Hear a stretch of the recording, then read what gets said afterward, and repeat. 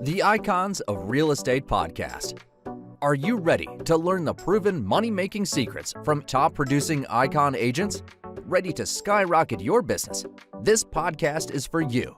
Tune in every week and find out how to implement proven strategies to 10 times your business, from $3 million to $30 million in just 12 months. Brought to you by the Masters in Real Estate Marketing, Ardor SEO.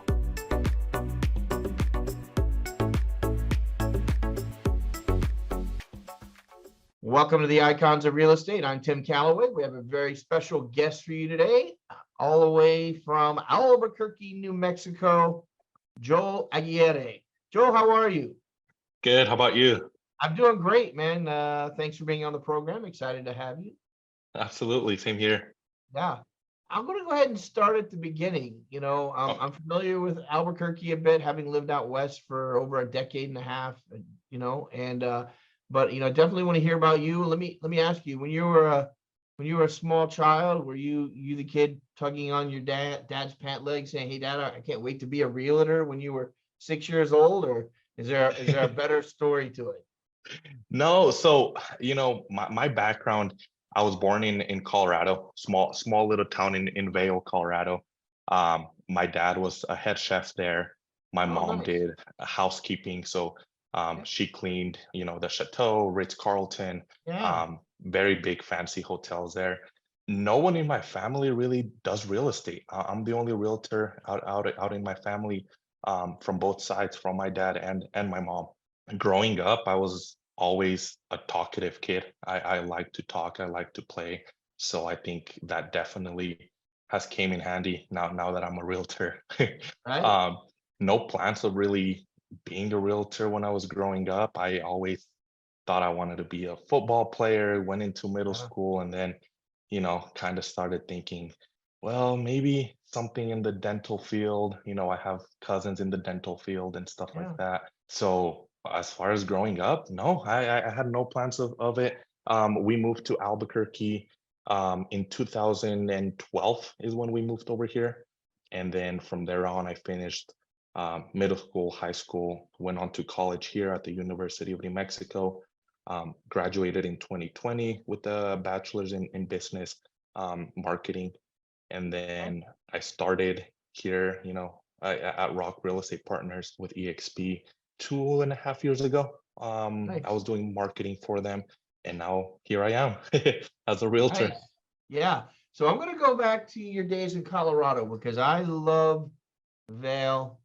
I love Breckenridge, Frisco, Dillon. I can name all the cities. You're like, wow, he doesn't know all the towns.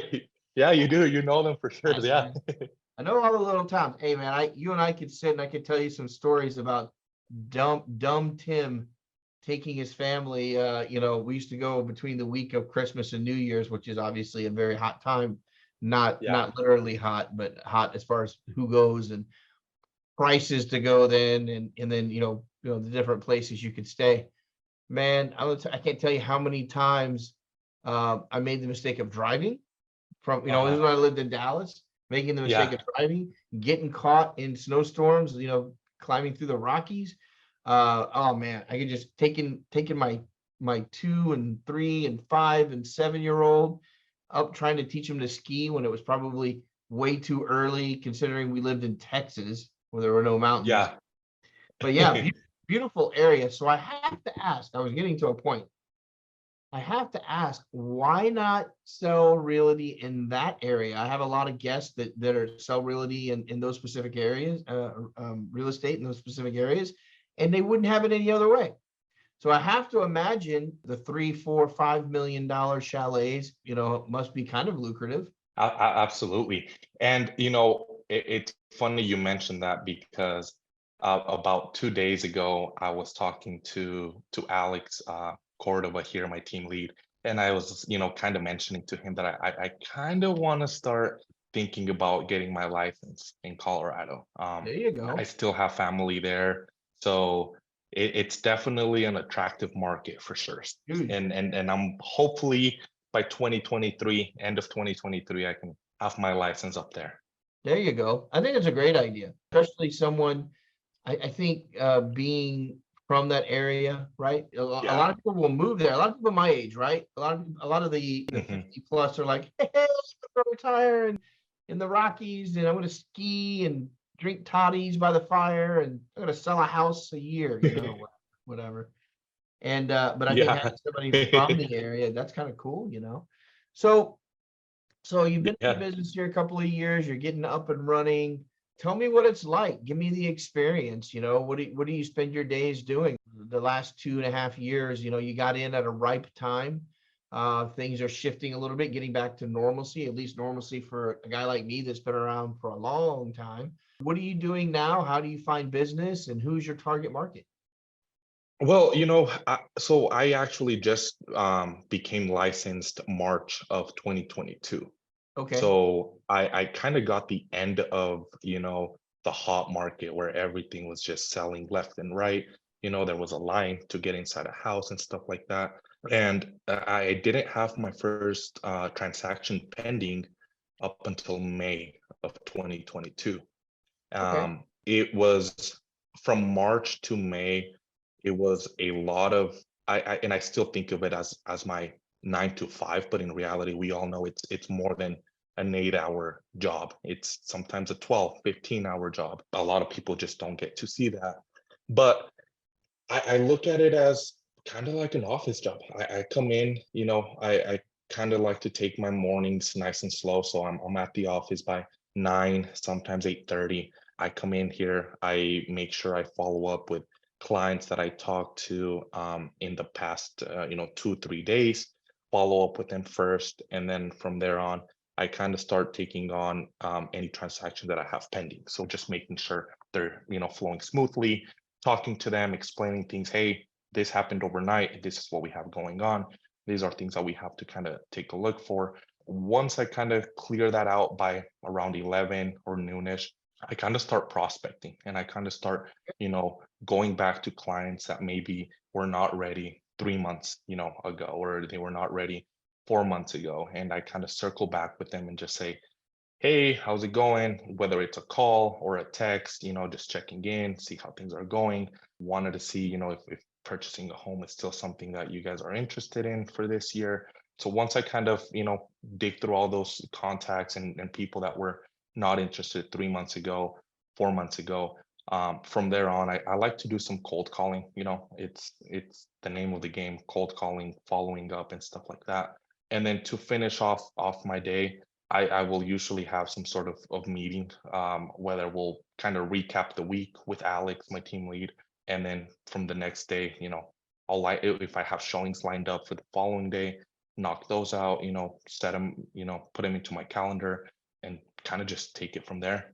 So, I mean, is there a mix of modern prospecting with, old boots on the ground? Like cold calling to me is a boots on the ground, old school Mhm. way of doing it. Get in touch with a lot of people, short amount of time. But are you doing anything on social media, Google, anything like that? Are you doing any kind of prospecting there on the digital side? Very small. If I, for being 24 years old, you would probably imagine I would be doing a lot more on social Don't you media. be a maverick, my man? Yeah, yeah. I really don't do much. I do post real estate content on there. If I do post something, it's a story. I don't like to flood my feed with real estate related things. If I do, I'll do it for a day or two, take down the post, and then kind of just go from there. I don't know. It was something that I didn't really think about since I started. Like I was never in the mindset of, okay, I'm gonna, dive deep into social media and go from there.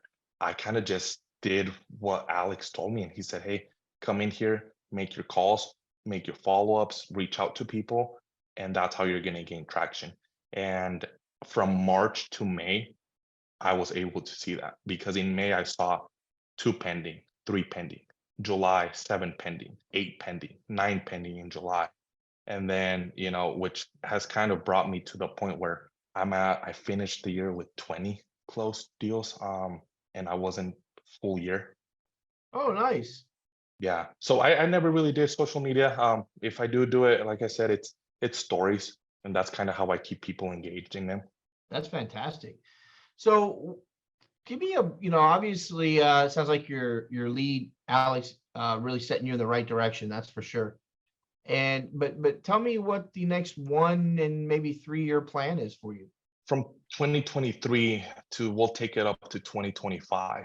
I want to double my production, if not triple my production. I want to start getting into the 40, 60, closings in a year. I definitely want to buy some real estate myself. I currently Okay. don't own any real estate. So I want to buy, whether it's an investment property, something like that. And I just want to grow as much as possible with the team. It's been amazing working with them, and it's, been amazing to see all the things they do for me and the things that I can do for them. So just growing with them, that's what I want to do. Yeah, that's fantastic. That's definitely fantastic. Well, what do you find are your biggest challenges then? On a day-to-day basis, if I had a magic wand and I could solve all of Joel's problems, what would be one of the issues that you encounter on a day-to-day basis that you would love solved? I think being a tiny bit more structural. There's days where I will be all over the place, and I will kind of forget things like, oh, I should have called this person. Oh, I should have done this.